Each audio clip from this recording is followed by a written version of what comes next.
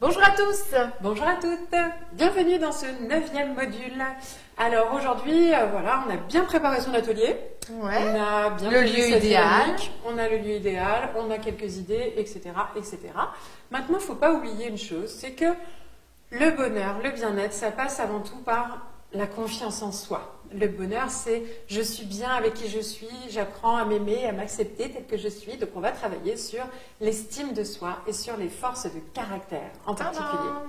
Pour ça, on va s'appuyer sur, encore une fois, les recherches de psychologie positive. Parce que, oui, on est bien là pour ça. On en fait, mine de rien, dans leur laboratoire. Alors du coup, il y a eu des recherches de fait sur les gens les plus heureux, les personnes qui se déclarent heureuses ou très heureuses, et il s'avère qu'il y a 3 facteurs principaux que l'on ressort. On ne peut pas vous faire cette formation sans vous parler de ces 3 points-là, même si on ne va pas refaire tout le cours de psychologie positive. Retenez au moins qu'il y a 3 facteurs principaux. Une vie engagée. Engagée aussi. Il y en a 3, on n'est pas dans le même ordre. Une vie agréable, une vie engagée, une vie pleine de sens. Alors c'est quoi une vie engagée? Pardon, on va commencer par celle-là.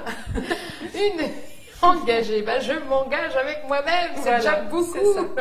Mais je m'engage avec moi-même à être moi-même jusqu'au bout pour avoir un intérêt dans la vie de tous les jours au quotidien, avec mon entourage, avec plus globalement, professionnellement, ça donne du sens, je m'engage à être moi-même, partout. Et comment on peut être soi-même et s'engager à être soi-même? C'est déjà en sachant qui l'on est. Oui, donc c'est déjà d'identifier qui je suis, mais qui je suis sous mon meilleur jour. Donc d'identifier mes forces, mes atouts, mes qualités, mes compétences, qui je suis de beau, qu'est-ce que j'ai comme... est-ce que je suis... Enfin non, c'est pas est-ce que je suis quelqu'un de bien, c'est en quoi je suis quelqu'un de bien.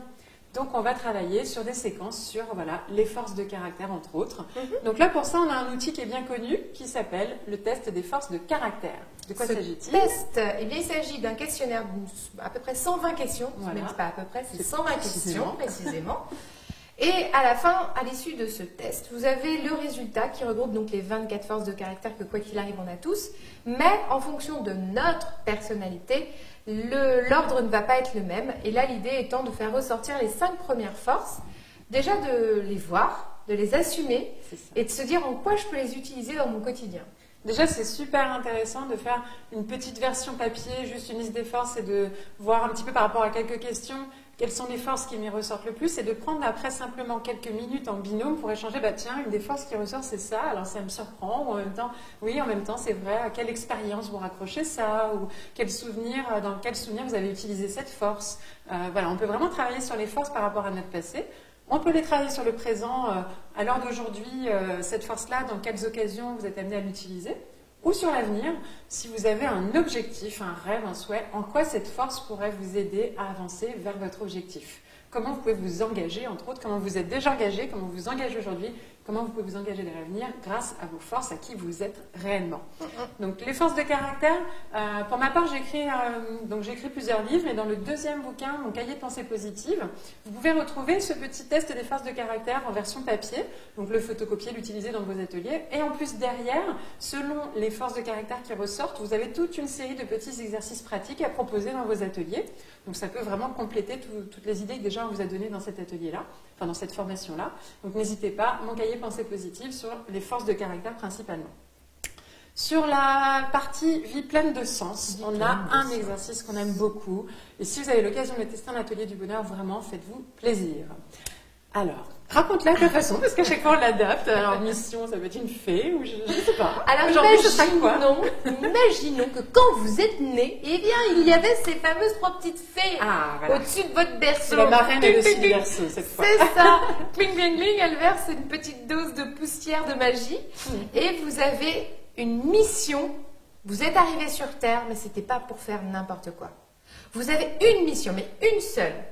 Qu'est-ce que ce serait que cette mission? Et là, vous pouvez les laisser réfléchir. Vous pouvez mettre une petite musique, par exemple, et les laisser réfléchir sur leur feuille. Ça peut être aussi sous forme, écrivez tout ce qui vous vient, dessinez tout ce qui vous vient, écrivez juste un mot, mais le bon, Voilà, vraiment, c'est adapté aussi. Là, tu parles, voilà, la marraine, on l'a fait aussi. Imaginez que Dieu existe et qu'il vous a dit, vous avez une mission. Imaginez le génie qui sort de la lampe et qui vous dit, en fait, vous êtes né, vous aviez déjà une mission. Voilà, à vous d'adapter votre univers de l'atelier. Quoi qu'il arrive, l'idée, c'est de réfléchir au sens que l'on donne à sa vie. Si j'avais une mission, ça serait laquelle? Donc nous, on a déjà fait cet exercice très souvent. Donc pour ma part, moi j'ai en général les 3 principales missions qui ressortent tout le temps, c'est révéler le meilleur de chacun. C'est quelque chose, j'ai la sensation dans tout ce que je fais depuis que je suis petite et tout ça. Une deuxième, ça serait créer du lien entre les gens, donc favoriser le lien entre les gens.